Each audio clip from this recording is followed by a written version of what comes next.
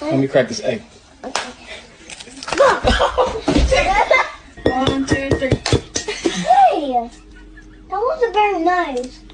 That wasn't very nice. Can I do it to you?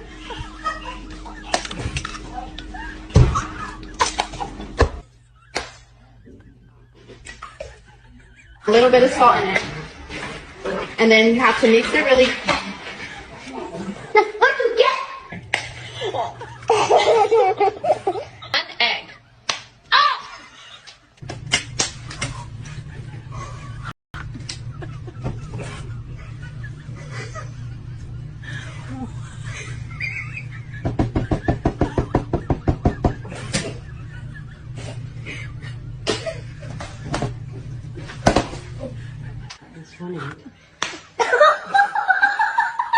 Alright, so over here, what number are you? Anybody that would just laugh it off? No? Yeah? Okay. How many people would be ready to get the person back? Who's that person? Yeah, that was good from honest. Okay. Alright. So we can see in this video that there's tons of different reactions. Like obviously this is a funny illustration, but really what we're going to be talking about today is how is our response when somebody wrongs us? What is our response like when somebody comes against us, when somebody does something wrong to us? What does that look like? And that brings me to the title of my message today, and that is Overflowing Grace, Loving Your Enemies. Let me hear everybody say, loving your enemies. Loving your enemies. Let me hear it again, loving your enemies. Loving your enemies. So I want you to think about during this message, how do you respond when someone does you wrong? How do you respond when somebody does you wrong? What does it look like? What does your response look like? Now in that video we just saw, literally half the kids responded with anger. They retaliated. They wanted all the heat. They was ready to get the person back.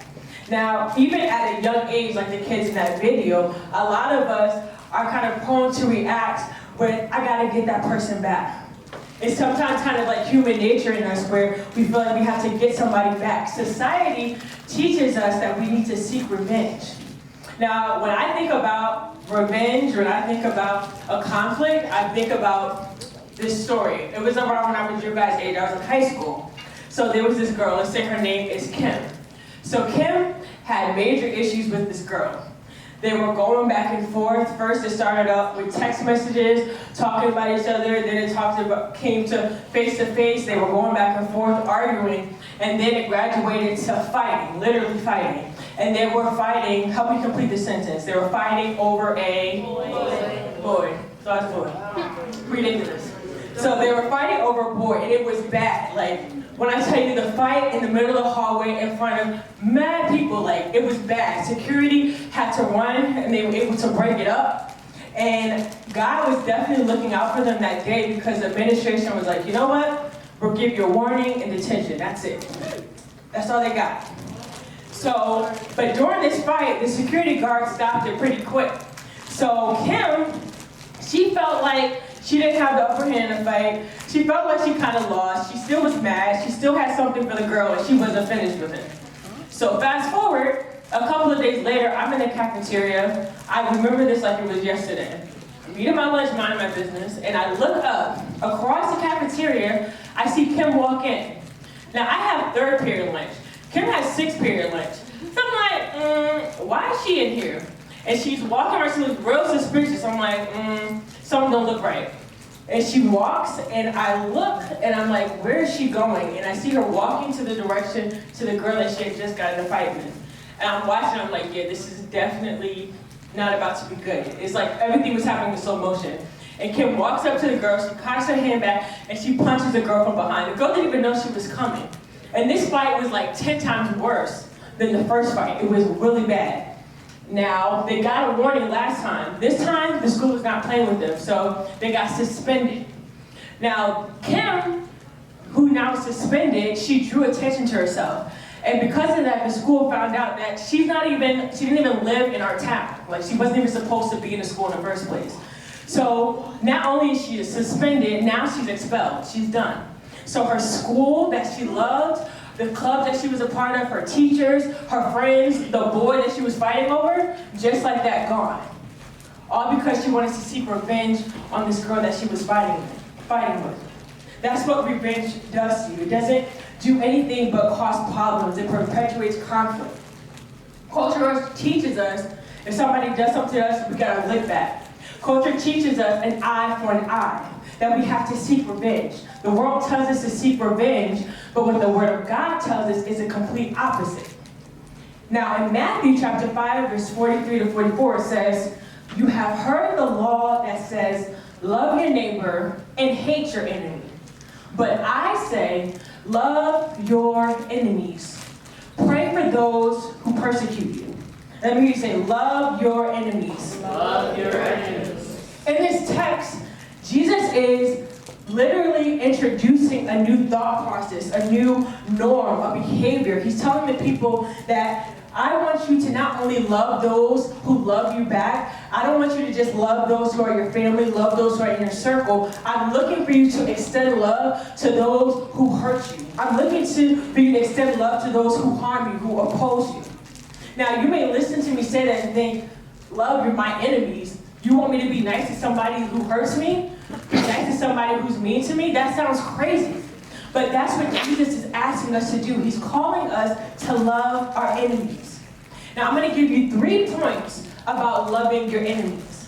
The first point is vengeance belongs to God. Let me use that. Vengeance belongs to God. Belongs to God. In Romans 12, verses 17 through 19, it says, "Do not repay anyone evil for evil. Be careful to do what is right in the eyes of everyone. Do not take revenge, my dear friends, but leave room for God's wrath. For it is written, it is mine to avenge. I will repay, says the Lord." God says that He will repay. It's not on us to do it, but it's God who is going to do it. This text is giving us guidance on how to respond when we're faced with conflict, when somebody wrongs us. He's emphasizing the importance of trusting God when we're in difficult situations. Trusting God that He's a just God, that He will go on our behalf, that He will serve justice.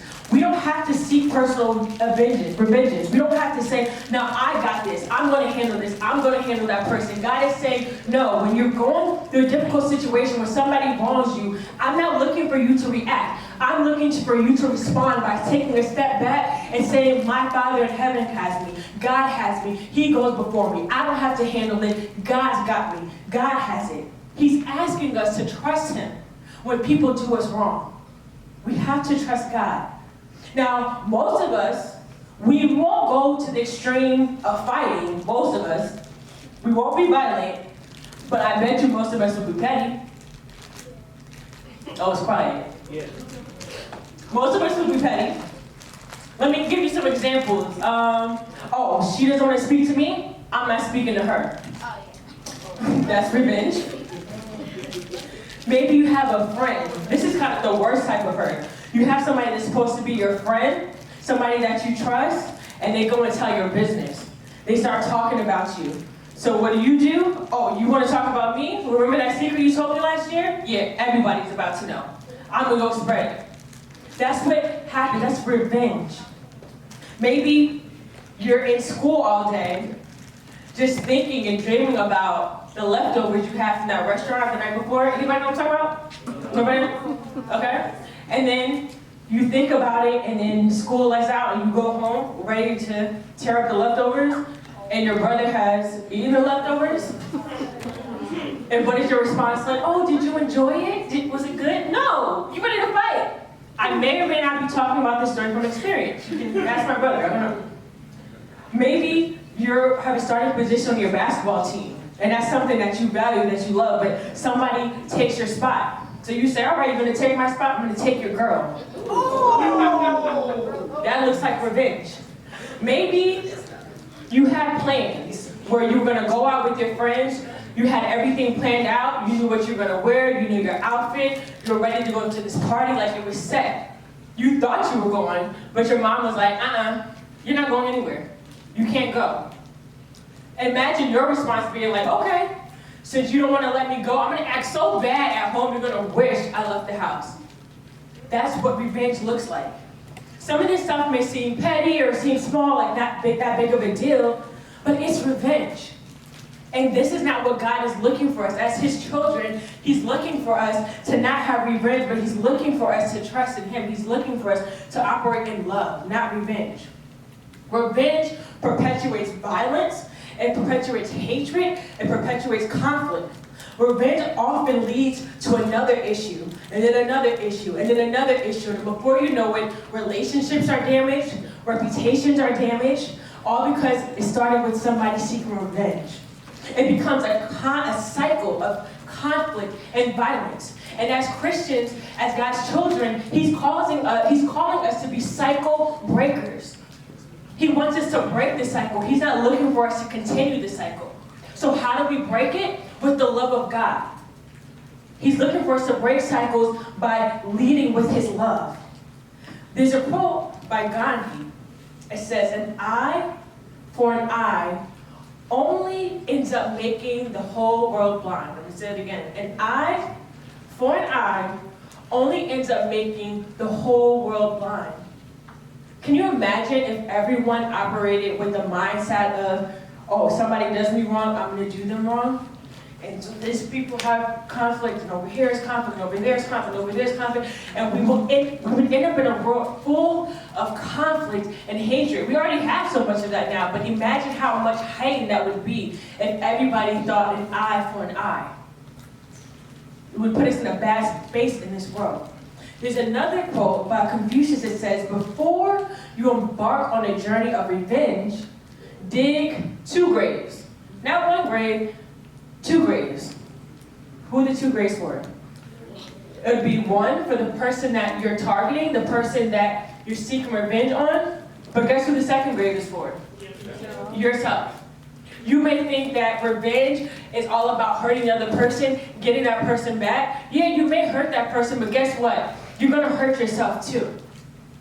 You're going to hurt yourself too. When you carry revenge, what you're doing is you're opening up a space for bitterness to come in. You're opening up a space for hatred to come in. You're opening up a space where you become obsessed about this thing. You have better things to focus on, but instead, you're focused on your revenge. You're focused on who hurts you.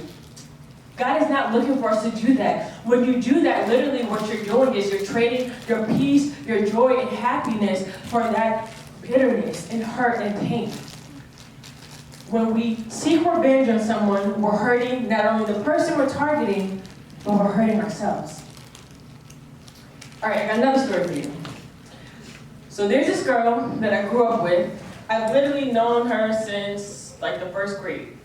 Does anybody ever have somebody that just doesn't like them for no reason? Anybody been there? It's like, what did I do to you? Like, what's the problem?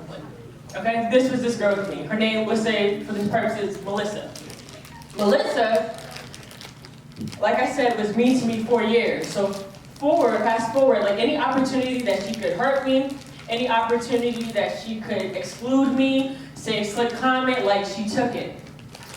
And as we got older, we were in a science class together, and sis was not doing good at all. Like she was about to fail the class. And our teacher was like, there's a science fair coming up. I want all you guys to be in the science fair. So if you do the science fair, I'm going to give you extra credit. If anybody needed extra credit, it was Melissa. So somehow, of all people, the teacher pairs me with Melissa to be a partner. Now, I had the option to say, no, I'm going to do it by myself, or I can be partners with her. Which one do you think I chose? I decided to be partners with her. Why? It's the love of God. Get to that later. So I decided to be partners with her. So when it came to putting the poster board together, when it came to picking out the experiment, when it came to doing the research, putting everything together, who do you think did that? What do you think Melissa was doing? Watching. Nothing. No, she wasn't even watching. Sis did nothing. That's crazy. Like, she showed up to my house like an hour before the science fair to learn what the whole thing was. I'm like, okay, got it, cool. And then we got an A. And she was able to pass the class.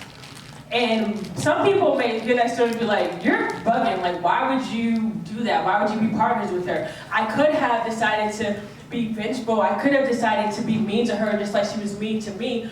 But instead, I decided to lead with kindness. I obviously could have did the project by myself, but instead, I saw an opportunity to help somebody, despite how she treated me. I decided to lead with the love of God. I decided to lead with the love of God because, again, vengeance belongs to God. It's not for me to punish someone. It's not for me to try to mess somebody up. It's God has that. For me, I decided to lead with love. Now, some people may say that's hard. I can't do that. I need to handle this. I need to know for sure that this person is going to suffer or that this person is going to get it back to them.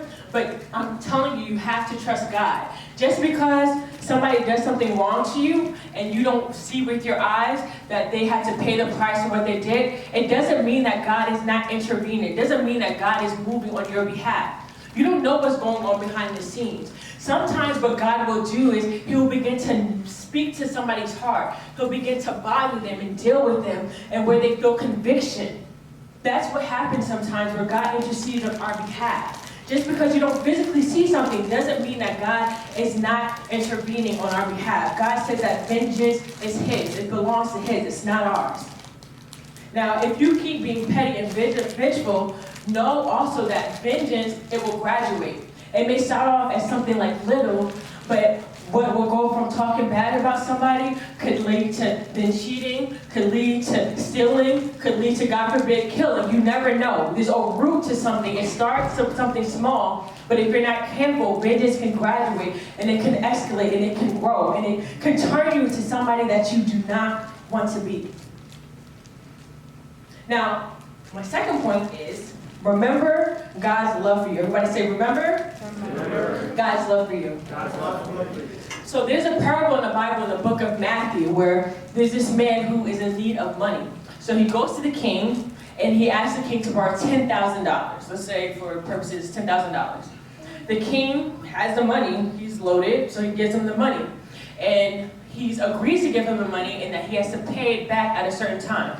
So the man, he took the money, he was able to do whatever he needed to do, and when it came time to pay that money back, you think he had it? No, he didn't have it. So when it's time to pay up, the king says, where's my money? Like, pay up, it's time. And the guy's like, I don't have the money, I'll get you your money, if you can just give me some time, I'll have it for you. And the king is immediately furious. He wanted to have his money, he gave it, it was agreed upon, and he didn't meet his end of the bargain. So the king was furious, like mad, to the point where he's like, you don't have my money, you and your entire family, I'm selling you into slavery. You're gonna work off that money until the money is paid off. That's how angry he was. So can you imagine somebody telling you that I'm about to put you into slavery because you didn't pay me my money? The man was immediately devastated. Like he fell to his knees, he began to cry out, he used to plead for mercy, like, God, King, please, please, just give me time, give me another chance, I'll get the money, please. And as he's literally on his knees, crying, pleading for mercy, the king's heart began to feel compassion. He began to be moved by the man's tears. And he told him, you know what, get up. He told him, that debt, that $10,000 that you owe, it's paid for, forget it. Your debt is wiped clear. You don't have to go into slavery, you're free, you can go. That's it. So can you imagine somebody who thought that they were going to be enslaved? Just like that, the king forgave him of his debt and he was able to go free like nothing? $10,000 forgiven.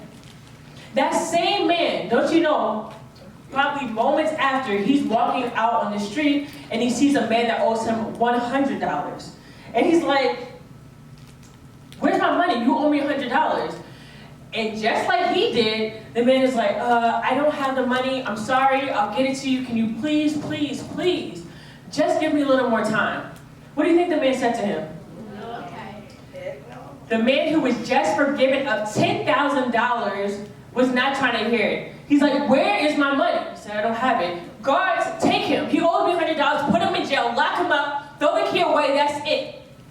The man that was just forgiven of $10,000 had a man thrown in jail for $100.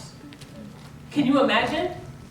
And now the king finds out what happens and he says, wait, what? The same man I just let go for $10,000 had a man thrown in jail for $100? Does that make any sense? And the Bible, it tells us that in Matthew 18:33, the king tells this man, shouldn't you have mercy on your fellow servant? Just as I had mercy on you, Just as I forgave your debt, why would you not extend that same forgiveness? Why would you not show that same love? The king was furious and he had the man locked up. That was it. In this story, in this parable, the king represents Jesus Christ, our king, our Lord and Savior. It represents God. And in this story, the man who failed to forgive the servant is us. And my question to you is, are you going to be like that man? Are you going to not forgive others just as God has forgiven you? Or are you going to show that same forgiveness that God has forgiven you? That same debt that God forgave us, the sins that we make every day, how he's forgiven us. Are you going to extend that same forgiveness towards others? What will you do? The third point is show God's love to the world. Maybe say, show God's love, to the world. In 1 Corinthians 5, verse 20, it says, we are therefore Christ's ambassadors. Say, we are Christ's ambassadors. And as though God were, and through God, we're making his appeal through us. Now, in this text, what it's saying is that we represent Jesus. We don't represent Jesus when we come to church, or we don't represent Jesus when we're at home, or sometimes we're in this class. We represent Jesus 24/7. We represent Jesus all the time. We are God's ambassadors. And how we behave, how we treat others, how we conduct ourselves is a reflection of who God is. It's a reflection of his God's character, what he's calling us to do, how he's calling us to behave. Now, I'm not telling you that when somebody treats you wrong, that you have to be someone's doormat. I'm not telling you that you just accept bad behavior and then it's just okay, you brush it off. But I'm telling you is to be patient. I'm telling you to just lead with a little love. I'm telling you to honor your parents even when you don't want to.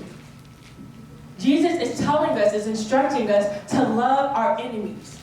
Now, I'm telling you the importance of loving our enemies, but I don't want to leave here today without telling you how to do it.